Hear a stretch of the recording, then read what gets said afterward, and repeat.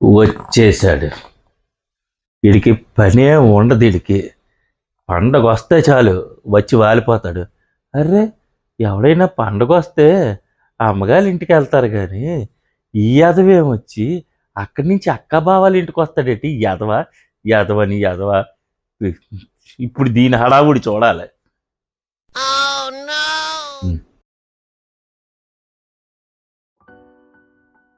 వచ్చేసా బావా, హ్యాపీ దసరా.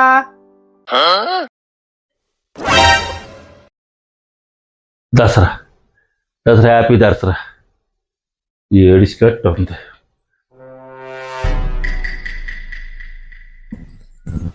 తమ్ముడు వచ్చేసావా? వచ్చిందండి వయ్యారి. వచ్చేసానే అక్క. అరే ఏంట్రా ఇది? తమ్ముడు నువ్వు రాగానే దసరా కాలు వచ్చేసిందిరా ఇంటికి.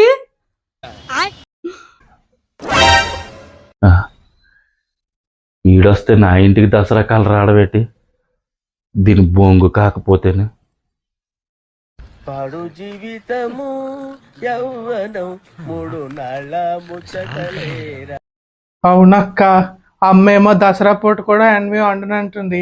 నువ్వైతే అన్ని వండుతావు కదా అక్క. అవునా తమ్ముడు, మంచి పని చేసావురా. నీకు అన్ని రకాలు వండి పెడతానుగా నేను.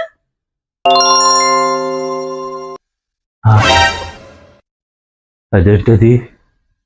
నేను తెచ్చింది కదా ఇది వండాలి. ఇది అన్నీ వండి పెట్టడం ఏంటి?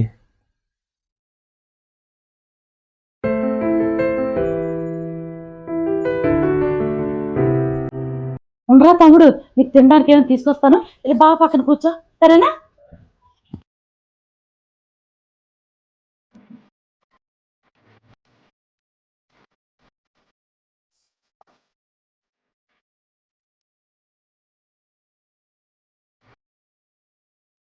ఇదిగారా తమ్ముడు.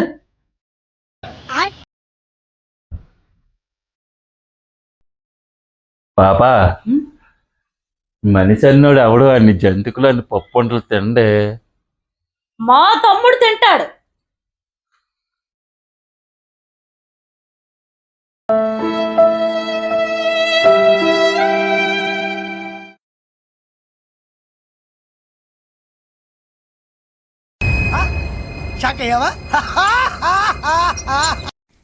ఎందుకు పుడతారో కూడా తెలియదండి మనుషులు కొంతమంది.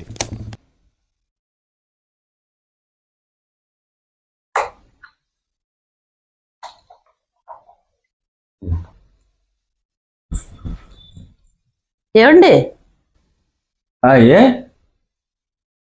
2 కేజీలు చికెను, 2 కేజీలు ఫిష్, ఒక 2 కేజీలు మటను, ఫ్రాన్స్ 1 కేజీ, ఎల్వేరం తీసుకొచ్చేయండి. అన్ని రకాల దేనికి? నేను తేను. అదే డబ్బులు లేవు. ఏదో ఒకటి తెస్తాను, కావలిస్తే వండి పెట్టాడికి.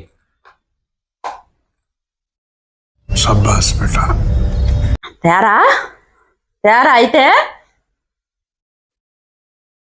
నేను తేను.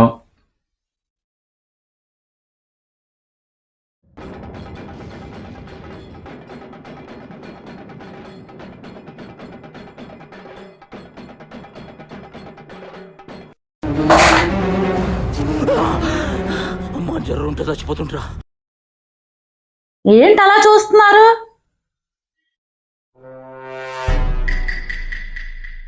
తెచ్చేస్తాను. 2 కేజీలు చికెను, 2 కేజీలు మటను, 2 కేజీలు ఫిష్, కేజీ ప్రాన్స్